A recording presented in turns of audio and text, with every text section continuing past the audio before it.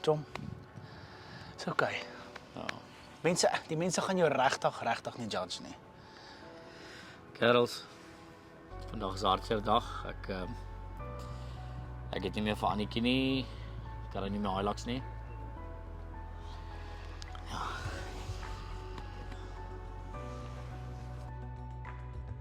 Goed en jy, kerels. Ruben, kom asseblief, kom net hier. Sorry. Dames en here, welkom by Project Annikie 2.0. Ons staan hier so in Kailami by 'n plek genaamd All Star Offroad en kerels, dik projek, nuwe Annikie wat op pad is. Kom ons ontmoet. The team.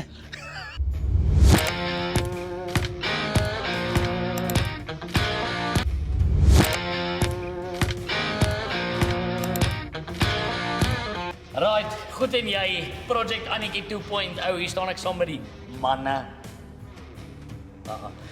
Christian Engelsman, my chom, lekker All Star Offroad, mooi storie. Vertel my 'n bietjie, wat maak julle special? Hoekom is ons hier en wat gebeur? Right, Dion, so we're at All Star Off-Road today.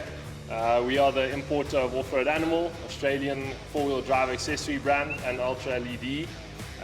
We're going to build up Annikie 2.0. We've got a couple of nice parts to chuck on there. Front bumper, rock sliders, rear bumper, some nice spotlights. The guys from Tough Dog came to the party, giving you a 9-way adjustable suspension kit.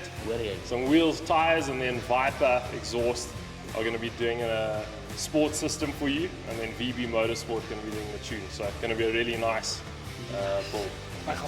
Hou op met my flirt. Anko, goed en jy? Wat gebeur vandag? John, wat is spesifiek vandag? Wat gebeur? Vandaag is 'n spesiale dag. Ek werk net 2.8 vir 'n slag.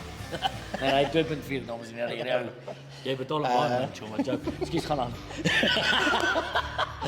Luister, ons gaan vandag vir jou 'n rear bumper van Off-Road Animal doen. Rock sliders van Off-Road Animal doen.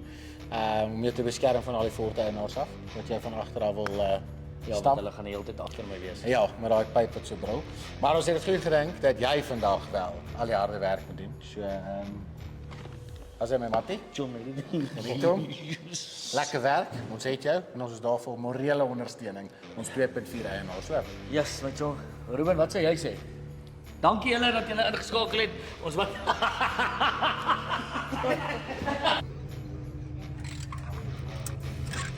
Ai nou slaat ek my pinkie, kyk al. Kyk. Sisters.